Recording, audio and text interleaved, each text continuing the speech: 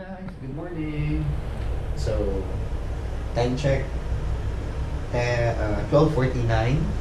So, this is your friendly travel buddy.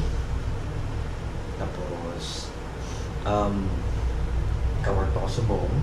Nag-work pa ako ngayon. Then, dito pala ako nagstay sa Kayong Ski.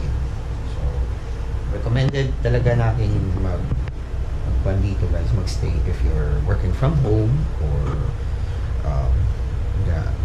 dinadala nyo yung work nyo mobile.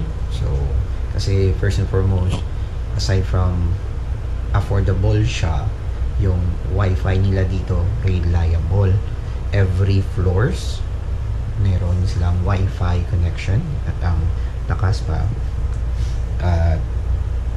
at meron pa silang available na spot sa rooftop part nila na merong 5G connection. So if gusto mong magtambay while working and traveling, so meron dito silang pwesto sa taas.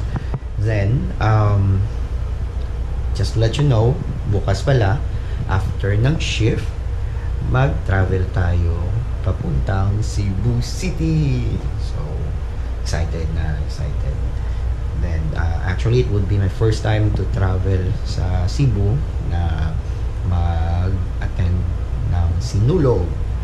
So together with our friends, and also